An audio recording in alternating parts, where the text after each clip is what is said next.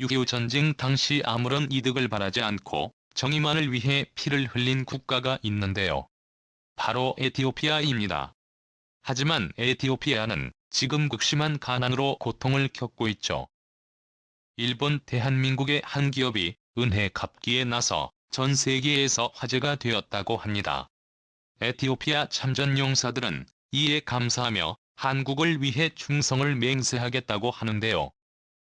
한국과 에티오피아 사이의 놀라운 인연과 과거를 잊지 않는 한 기업의 용기 있는 행동에 대해 지금부터 설명해 드리겠습니다.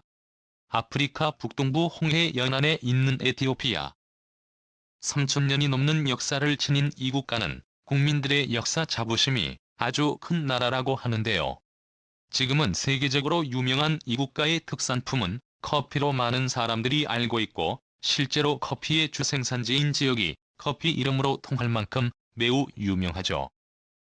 현재 인구가 1억 명인 이 나라는 젊은이들에게 일자리 제공을 위한 산업을 키울 힘이 없는 나라가 되어버렸는데요.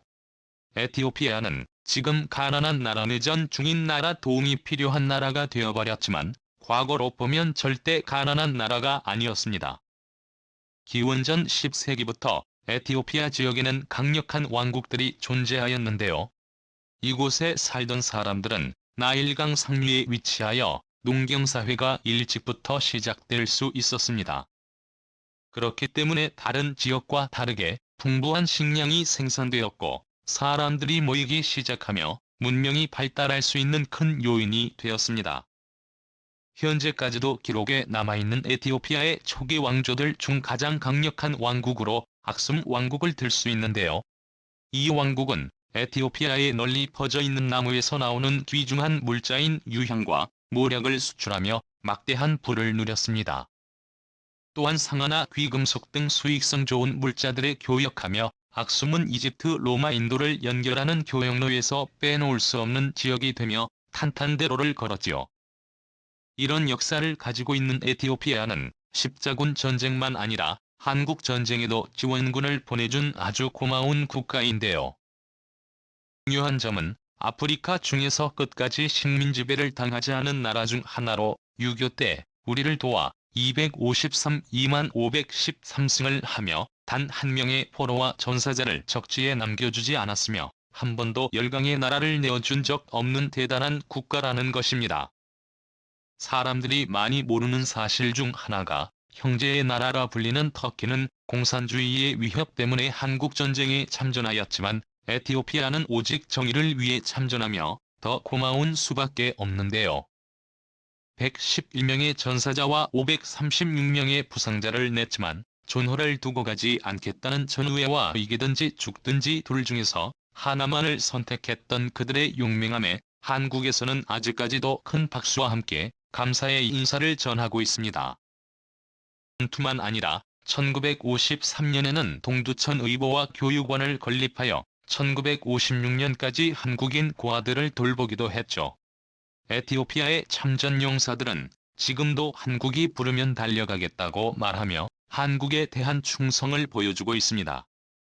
또한 한국이 이들 참전용사를 기리기 위해 만든 3분짜리 영상을 보고 참전용사들은 자신들의 위하는 모습에 뜨거운 눈물을 흘렸다고 합니다. 아프리카 전역에 이 영상이 퍼지면서 화제를 불러 모았는데요. 이에 감동받은 에티오피아는 한국의 최고 우방국이라 선언하기까지 했죠. 6.25 전쟁 이후에도 하일레 셀라시의 황제는 한국을 방문하며 두터운 관계를 계속 쌓아가고 있었죠. 하지만 영원할 것 같았던 에티오피아에 평화와 번영의 위기가 찾아오기 시작합니다. 바로 셀라시의 황제의 어정쩡한 태도로 인해 문제가 비롯됐는데요.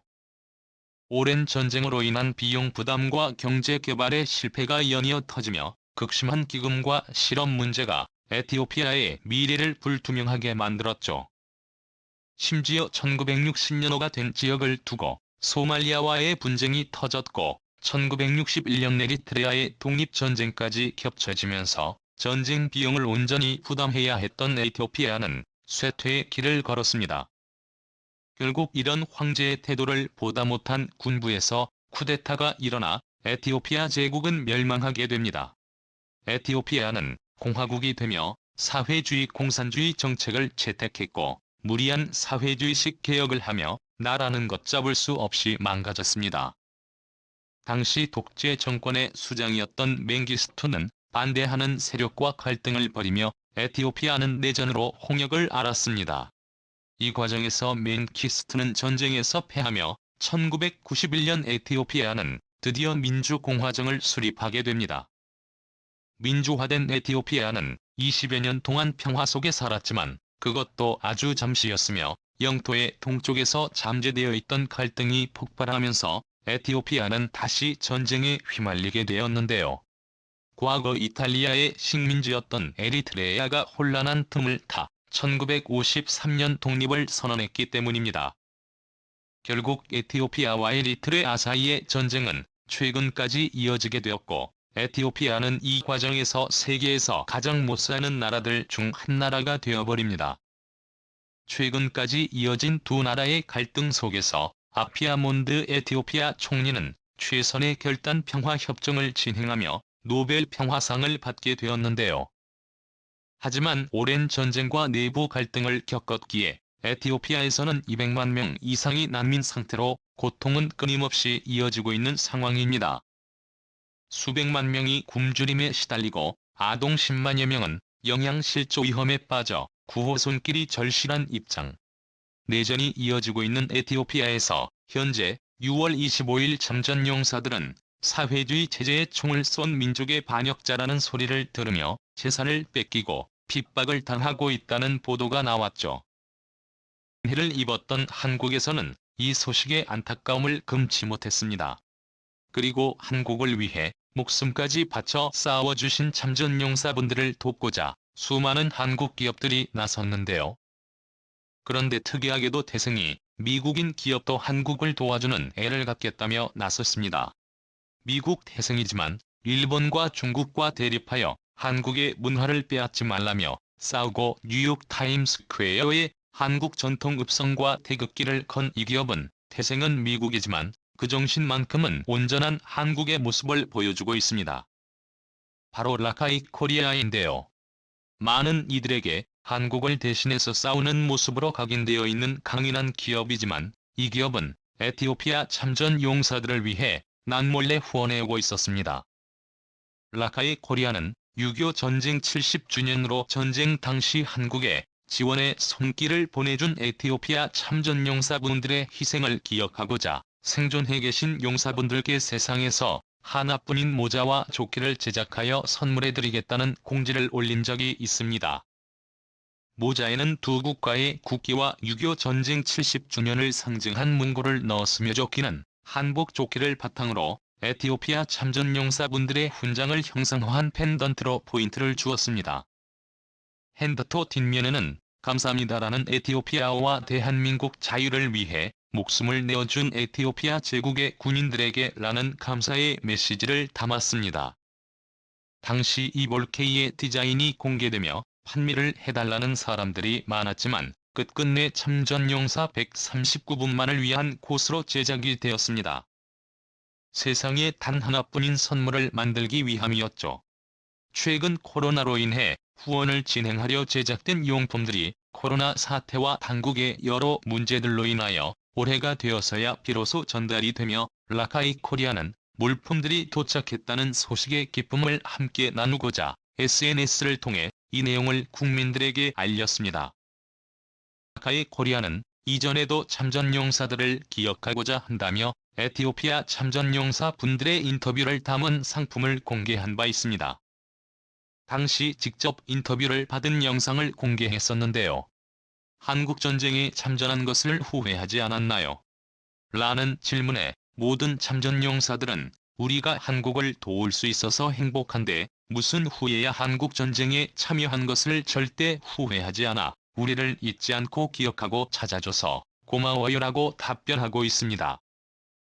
라카이 코리아가 당시 이 후원 상품을 공개했을 때 6월 25일도 아니고 특별한 국경일도 아니었습니다.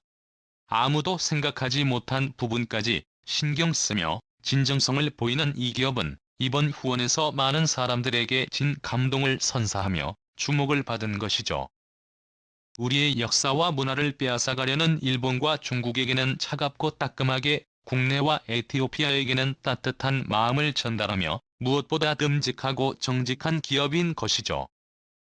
당장 다가오는 독도의 날은 독도가 대한민국의 영토라는 아주 강력한 경고 메시지를 패션으로 보여주고 있습니다.